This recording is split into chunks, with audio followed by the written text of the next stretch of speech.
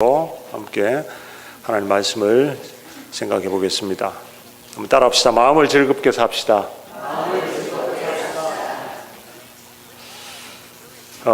조선시대에 유명한 황희정성이라는 분이 있습니다.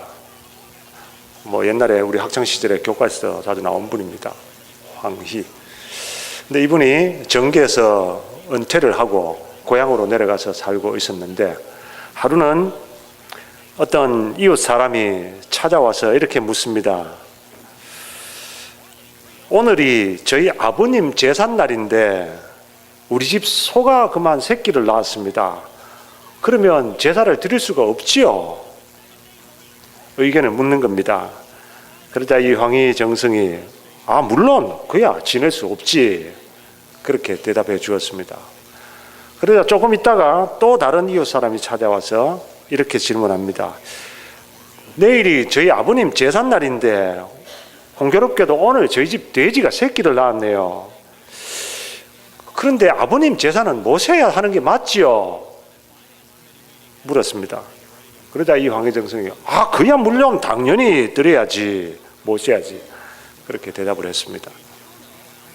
듣고 있던 아내가 물었습니다. 아니, 한 사람은 제사 드리면 안 된다 하고 또 한 사람은 제사 드려도 된다고 똑같은 사람인데 어떻게 다 대답이 그렇게 다릅니까? 물었어요.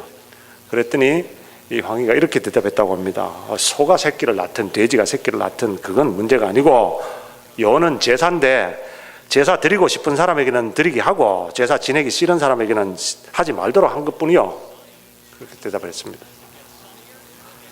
이게 무슨 말인지 아시겠습니까? 문제는 마음에 있다, 이겁니다. 문제는 마음에 있다. 소가 새끼는 낳았나 돼지 새끼 낳았나 그거는 핑계일 뿐이고, 문제는 마음에 제사를 드리고 싶으냐 드리고 싶지 않냐, 그게 문제라 이 말입니다. 여러분, 우리가 이 세상을 살다 보면 제일 힘든 게 사실은 마음의 문제입니다. 아무리 과학이 발달하고 경제적으로 부유해져도 삶이 편리해져도 마음이 편하지 않으면 편리한 것 아무 소용이 없습니다. 대궐 같은 집도 소용이 없고 수천 불짜리 침대도 잠을 잘 자게 못합니다. 그러나 마음이 편안하면 초막에서 살아도 곧 그곳이 천국의 삶을 살 수가 있는 겁니다. 오늘 본문은 잠언서인데, 잠언은 인생의 지혜를 모아놓은 책이라고 할 수 있습니다. 그 인생의 지혜를 모아놓은 잠언에도 보니까 마음의 문제를 중요하게 여기고 있습니다. 오늘 본문 13절에는 마음의 즐거움은 마음의 즐거움은 얼굴을 빛나게 하여도 마음의 근심은 심령을 상하게 한다, 그랬습니다. 마음이 즐거운 사람들은 얼굴이 빛나고 마음에 근심이 있는 사람들은 심령이 상한다.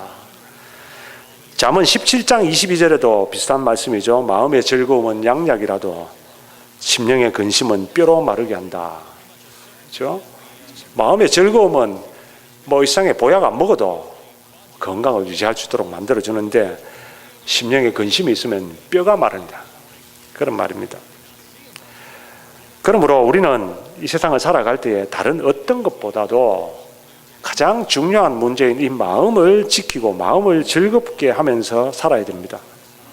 우리 하나님께서는 저와 여러분들이 이 세상을 살아갈 때에 마음의 근심을 갖고 살기를 원하지 않으십니다. 너희는 마음에 근심하지 말라. 우리 하나님은 우리에게 이 세상을 기쁘게 살기를 원하십니다.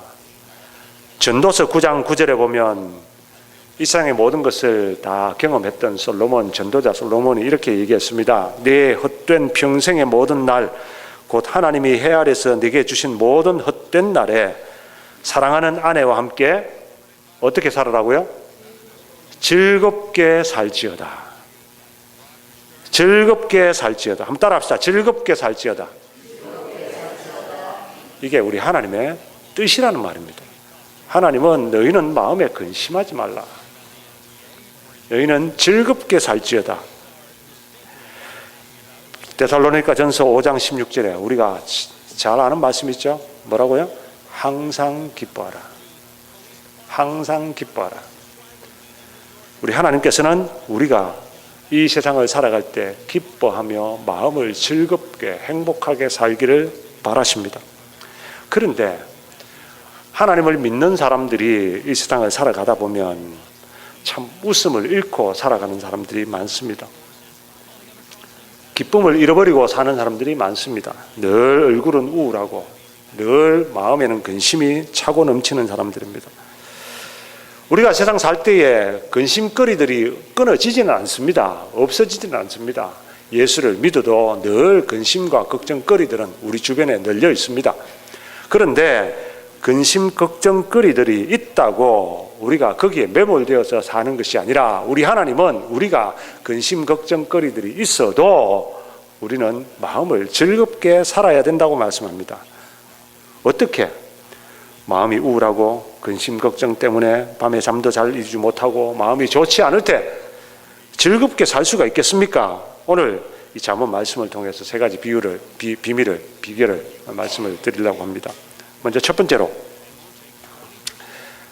우리가 잠언을 통해서 배울 수 있는 것은 우리 마음의 즐거움은 세상에서 오는 것이 아닙니다.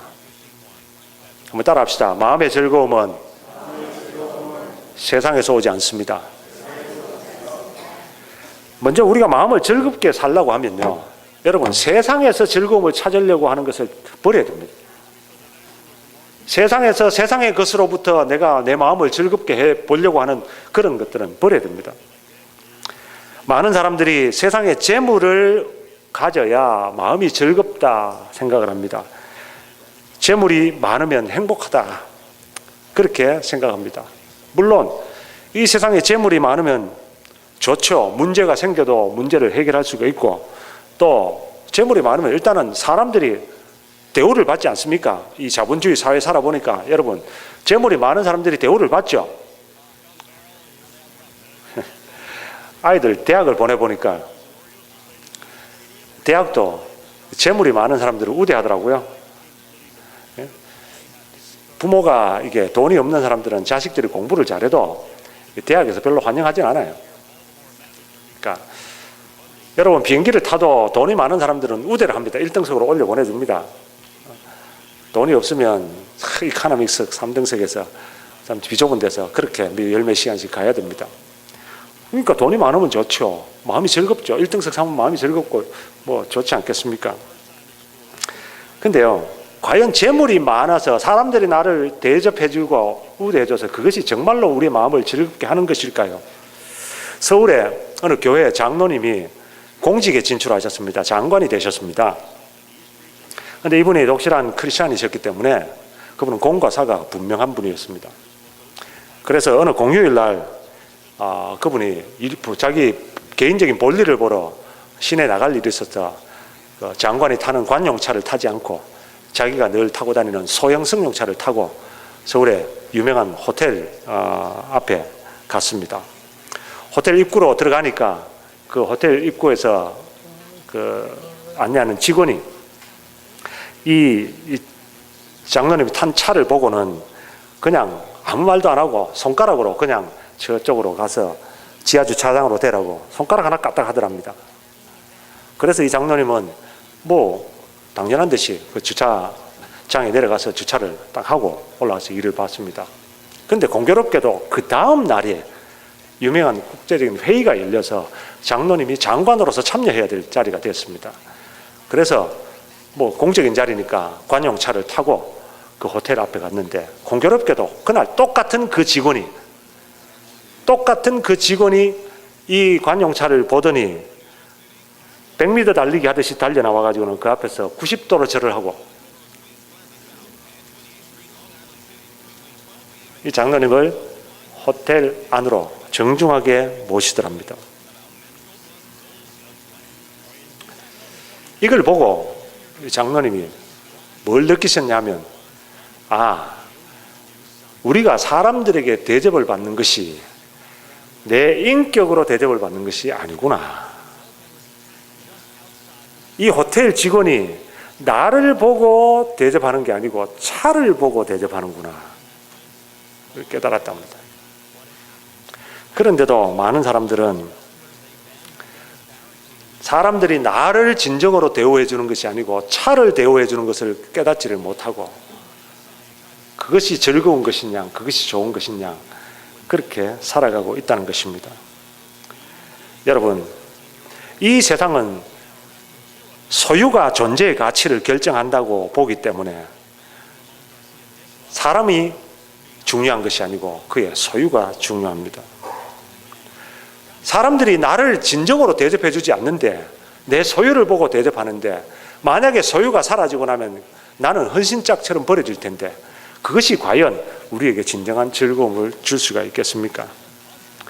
그래서 오늘 잠언 본문의 16절에도 가산이 적어도 여호와를 경외하는 것이 크게 부하고 번뇌하는 것보다 낫다. 물질이 없어도 가난해도 그게 진정한 즐거움을 얻을 수 있다는 말이죠. 여러분, 재물은 우리의 삶에 진정한 즐거움을 주지를 못합니다. 다 경험하시지 않습니까? 원하는 물건을 사도 기쁨이 오래 못 가죠.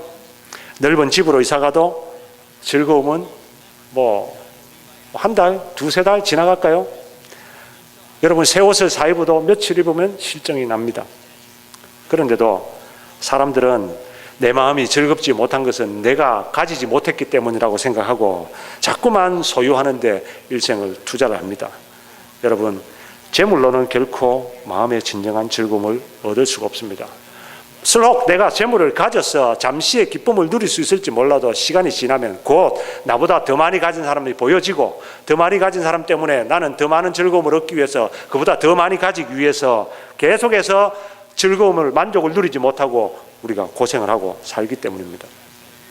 예수님께서도 말씀하셨죠. 누가복음 12장 15절에 사람의 생명이 그 소유에 넉넉한 데 있지 아니한다. 사람의 생명도 소유에 넉넉한 데 있지 않다 그랬습니다. 진정한 마음의 즐거움은 세상의 재물에서 얻는 것이 아니라는 사실을 기억하시기 바랍니다. 또 어떤 사람들은 마음이 괴롭고 우울할 때 이 세상을 통해서 마음의 위로와 안식을 얻으려고 하는 사람들이 있습니다. 세상의 쾌락을 쫓아서 즐거움을 찾으려고 합니다. 술을 마시고 괴로운 마음을 잊어버리려고 하고 세상의 여러 가지 오락거리를 통해서 즐거움을 얻으려고 합니다. 하지만 여러분, 그것도 잠시뿐입니다. 잠깐의 즐거움이 지나가면 오히려 더 큰 허무와 근심과 고통이 기다립니다.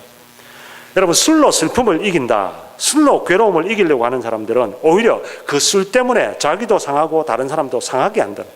그래서 더 큰 고통을 가져온다는 사실을 알아야 됩니다.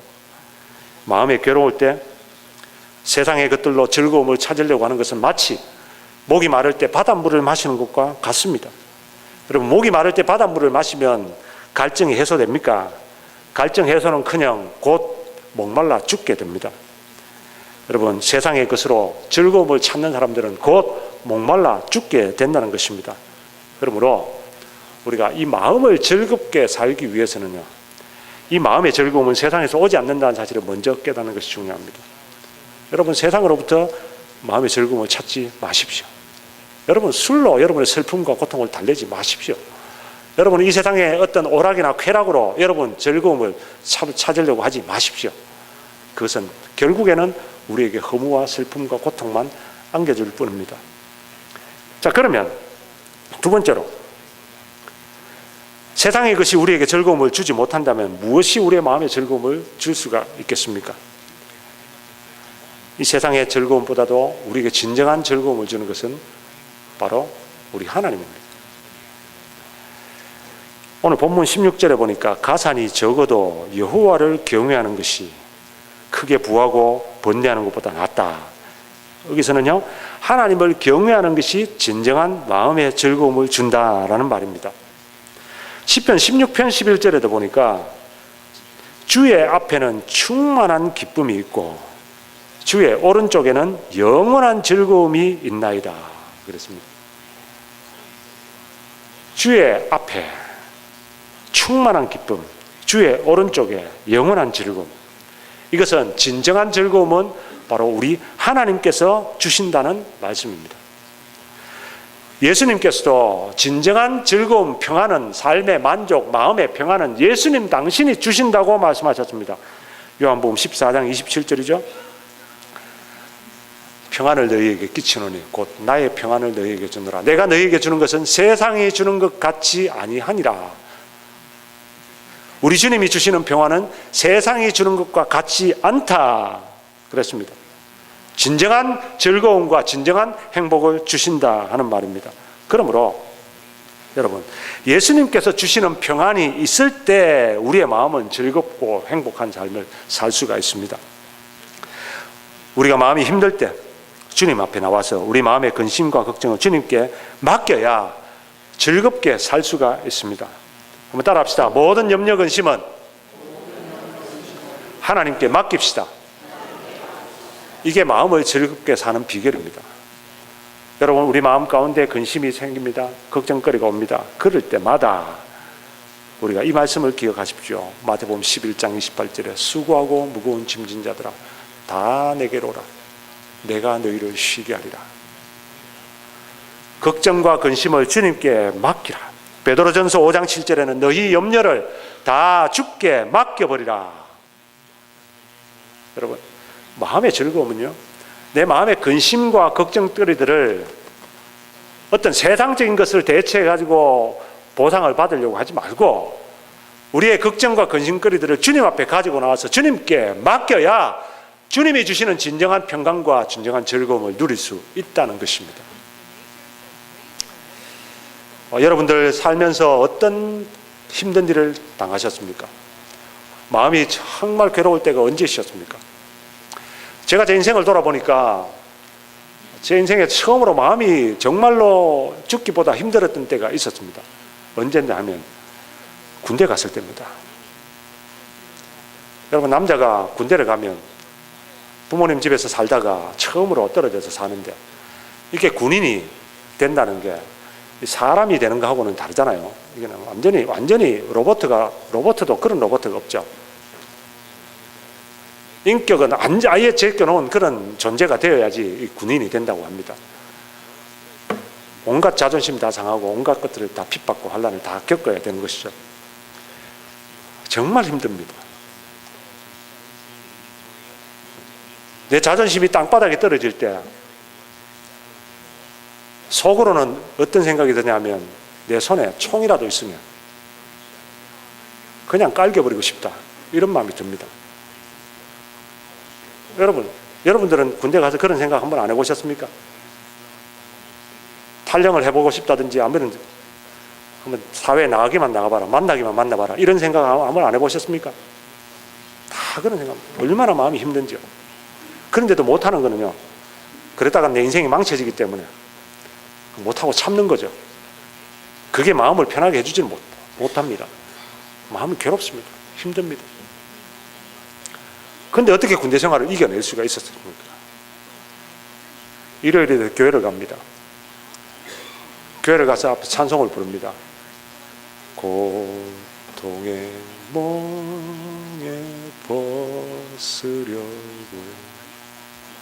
예수께로 나옵니다. 부를 수가 없어요. 눈물이 앞을 가려서. 희한하죠. 주일마다 교회를 가면 찬송을 처음 부를 때부터 끝까지 부를 때 눈물 바다입니다. 끝까지 부를 수가 없어요.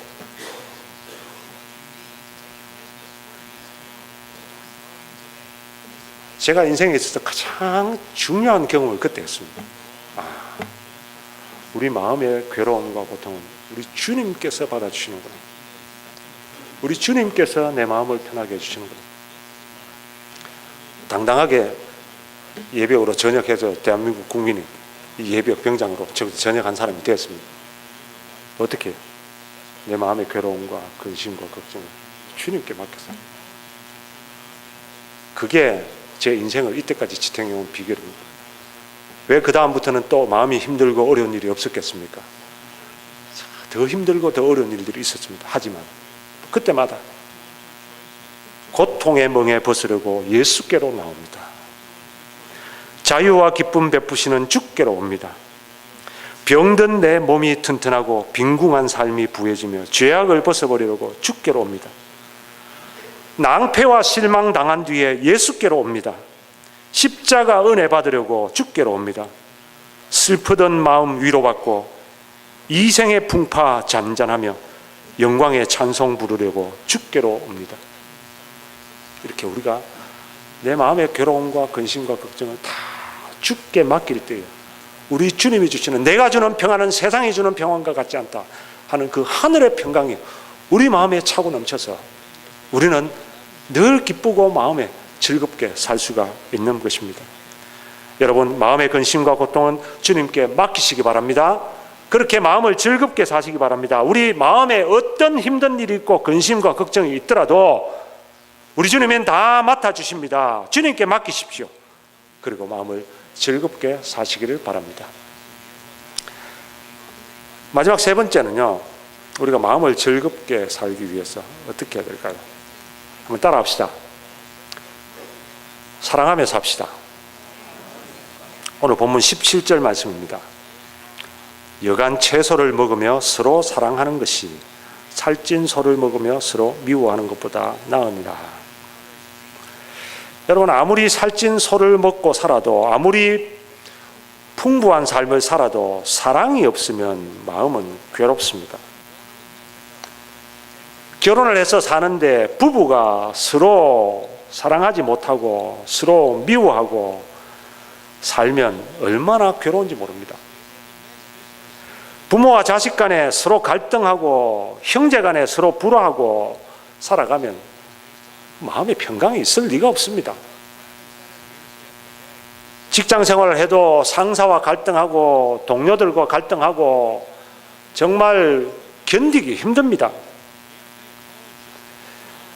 우리가 종종 뉴스를 통해서 재산이 많은 사람들이 법정 다툼을 하는 뉴스를 듣습니다. 대기업의 회장들이 형제 간에 또는 부모와 자식 간에 또는 부부 간에, 한국에 얼마 전에도 보니까 대기업의 회장 딸입니까? 이혼 소송한다고 해가지고 다 까발려지는 걸 내가 봤는데 참 힘듭니다. 괴롭습니다. 대기업 회장들 참 삶이 좋죠. 여러분, 돈 많죠. 대한민국의 대기업 회장들. 제가 대학 다닐 때 경제학을 공부를 하고 무역학 전공을 했기 때문에 제가 대학 졸업하면은 삼성이나 쌍용물산이나 이런 데 취업하려고 생각을 했었습니다. 그때는 경기가 좋았기 때문에 대학 졸업하고 특채로 들어가서 인턴 사원으로 있다가 바로 채용이 되고는 했었습니다. 그때 우리들 선배들로부터 전설적으로 내려오던 이야기가 있었습니다. 삼성그룹 이병철 회장, 우리는 돈병철이라고 그랬습니다. 돌아가신 분이 참 이것도 명예훼손이 되는지 아닌지는 모르겠지만, 근데 그분의 전설적인 이야기가 뭐냐면, 이 이병철 회장이 집을 문을 나서서 해외 순방을 간다든지 하면은 그곳에 있는 공장을 갈 때까지 한 발짝이라도 멈추게 만들면 비서는 잘린답니다. 그러니까 이분은 집을 출발해가지고 해외 공장까지 가는데 차를 타고 공항에 가서 공항에서 내려서 라운지를 통과해가지고 비행기를 타고 비행기에서 내려서 다시 수속 통관하고 그 공장까지 가는데 한 걸음도 멈추면 안 된다는 거죠. 그만큼 확실하게 앞길을 쫙 닦아놔야 된다. 여러분, 부럽지 않습니까? 여러분도 그렇게 하면 살고 싶지 않습니까? 내가 딱 가면 길이 쫙 갈라지고 모든 사람들이 내 앞에서 굽신굽신하고 모든 말 한마디 하면 다 되는 그런 삶. 근데 과연 제가 대기업들의 이런 뉴스를 들을 때마다 드는 생각이, 그 사람들이 행복할까? 그 사람들이 마음이 평안할까? 마음이 즐거울까? 여러분, 굳이 깊이 생각 안 해봐도 압니다. 부부간에 이혼 소송한다고, 대기업 회장 집에서 지금 부부간에 이혼 소송한다고 지금 난리를 치는데 그 마음이 어떨지는 짐작 안 해도 뻔합니다. 돈 아무리 많아도 소용없어요. 차라리 가진 게 없어도 서로 생각해주고 위해주고 콩 한 조각이라도 서로 나눠 먹는 사람들의 마음이 훨씬 즐거운 겁니다. 여러분, 마음을 즐겁게 하려면 서로 사랑하십시오. 사랑해야 마음이 즐겁습니다. 사랑하면 마음이 즐거워진다는 것이 과학적으로도 증명이 된 사실입니다. 제가 한국의 정신의학계 최고 권위자인 이시영 박사가 쓴 옥시토신의 힘이라고 하는 책이 있는데요. 그 책에 제가 책을 다 보지는 못했습니다. 그 책에 소개하는 그걸 내가 봤는데요. 거기에 보니까 이렇게 되어 있더라고요. 옥시토신이 뭐냐면 사랑의 호르몬이랍니다. 사랑의 호르몬. 이 옥시토신은 어떻게 발견됐냐면 엄마가 아기를 낳을 때 최고조로 분비가 되는 그 호르몬이 옥시토신이라고 합니다. 근데 이게 여성에게만 있는 게 아니고 남성에게도 있다는 것이 발견되고요. 이게 언제 나오느냐를 처음에는 여인이 아기를 낳을 때만 나온다 이렇게 생각했는데, 왜냐하면 아기를 낳을 때 그 고통을 잊게 해주는 게 옥시토신의 힘이랍니다. 근데 그럴 때만 있는 건 줄 알았는데 이 호르몬 연구자들이 계속 연구를 해보니까 그게 아니고 사람에게는 다 옥시토신이 있는데 이게 언제 분비가 되느냐 하면 혼자 있을 때는 절대 분비가 안 되고 누군가 같이 있을 때, 그것도 그냥 같이 있다고 되는 게 아니고 두 사람과 공감을 할 때, 교감을 할 때 옥시토신이 분비가 된다는 겁니다. 그런데 계속 연구를 해보니까 놀라운 게요, 이게 서로 아기가 엄마와 같이 있을 때, 또 서로 사랑하는 연인들끼리 같이 있을 때, 또는 그 사랑하는 연인이 아니라도 동료들, 친구들 간에 같이 있을 때, 심지어는 사람이 아니라 반려동물과 같이 있을 때도 사람이 옥시토신이 나온다고 그래요. 그러니까 옥시토신이 나오는 거는 단순히 같이 있다는 게 아니고 교감을 하는 거죠. 교감을 할 때 옥시토신이 분비가 된다.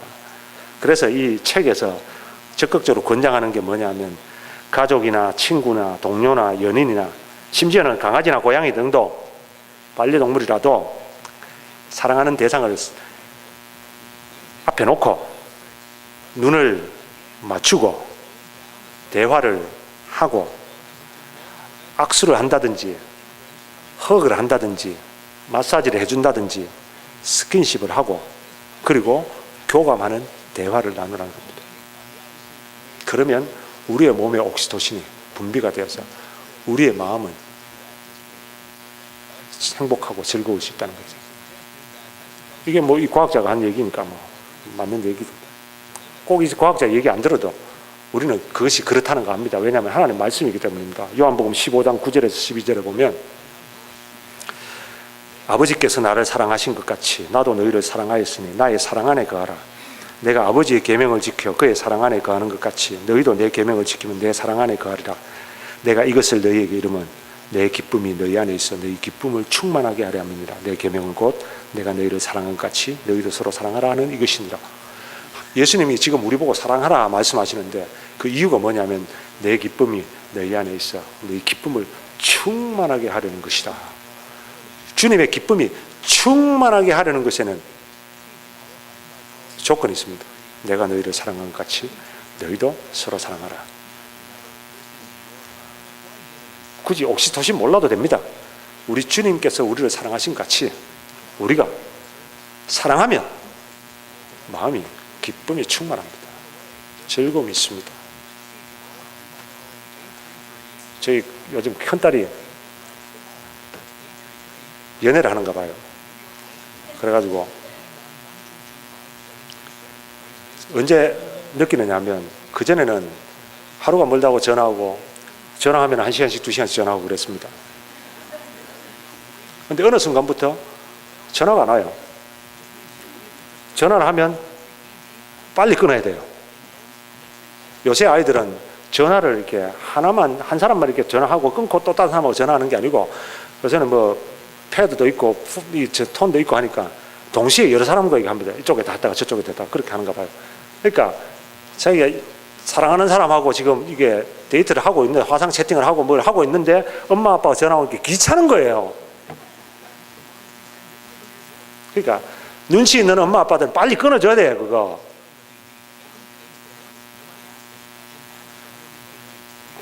제가 그걸 또 느끼냐면요. 늘 물론 뭐 우리 아이가 그렇게 뭐 늘 우울하고 그런 아이는 아니지만 이상하게 업돼 있어요.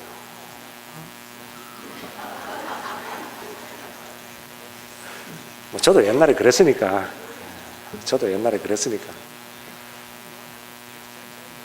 사랑하니까요, 우울할 틈이 없어요. 사랑하니까 마음이 괴로울 틈이 없어요. 뭐 직장에서 안 좋은 일 있고, 무슨 뭐 이게 뭐 주변에 이게 좀 안 좋은 일 있고, 왜 없겠습니까? 있죠. 저희도 뭐 직장 생활 하는데 또 뭐 일하다 보면 그렇게 안 좋은 일도 있죠. 근데 있어도 전에는 그런 일이 있으면 엄마 아빠하고 통화하면서 막 속상한 얘기하고 했는데, 요새는요 그런 얘기를 안 해요. 뭐 벌써 다 해결됐어요. 무슨 이유인지 모르지만 다 해결됐어요. 행복한 겁니다. 여러분, 내가 너희를 사랑한 것 같이 너희도 서로 사랑하라. 비단 남녀 간의 사랑뿐만 아니고, 여러분 우리 성도들 간에도, 여러분 함께 우리가 신앙생활하는 여러분 간에도 서로 만날 때 눈을 마주 보시면서, 손을 마주주시면서, 허그를 해주시면서, 등도 쓰다듬어 주시면서 교감을 하시면요, 서로 사랑하면요, 우리 몸에는 옥시토신 분비가 되어서 마음이 즐겁고 행복할 수가 있다는 겁니다. 우리 주님께서 오늘 그 비결을 우리에게 가르쳐 주셨어요. 여러분, 마음을 즐겁게 사랑하며 사시길 바랍니다. 말씀을 맺겠습니다. 오늘은 잠언 말씀을 통해서 우리 마음을 어떻게 즐겁게 살 수 있는지 배웠습니다. 먼저 마음을 즐겁게 살려면 세상에서 즐거움 얻으려고 하지 마십시오. 세상 재물, 세상 쾌락, 절대 마음의 즐거움을 얻을 수 없습니다. 둘째, 진정한 마음의 즐거움은 우리 하나님께 있습니다. 그러므로 마음이 괴로울 때, 힘들 때, 무거울 때 주님께 나와서 고통의 멍에 벗으려고 예수께로 나옵니다. 주님께 나오셔서 주님께 내 마음의 근심과 고통을 다 내려놓고 다 맡겨버리고 다 던져버리십시오. 마지막으로 마음을 즐겁게 살려면 사랑하며 살아야 됩니다. 예수님께서 우리를 사랑하셨듯이 우리도 서로 사랑하십시오. 마음에 들고 안 들고를 떠나서 여러분, 내 마음을 즐겁고 행복하게 사는 것이 우리 주님의 뜻이라는 사실을 안다면 사랑하십시오. 그렇게 우리가 서로 사랑하고 살면 참 우리의 마음이 즐겁고 행복한 삶을 살 수가 있을 것입니다. 저와 여러분 모두가 오늘 이 잠언 말씀의 지혜를 우리가 받아들이고 우리 주님이 주시는 마음의 즐거움을 누리면서 살아가는 복된 성도들 되기를 바랍니다. 우리 찬송가 414장 주의 사랑 비칠 때의 기쁨 오네 불러보겠습니다.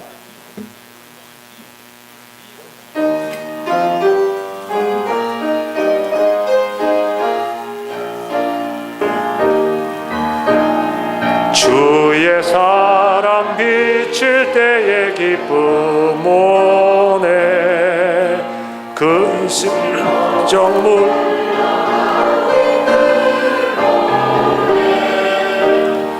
기도하게 하시며 희미한 곳 물리쳐 주의 사랑 비칠 때 기쁨 오네 그 큰 사랑 내 맘속에 명랑하게 비칠 때에 찬송하네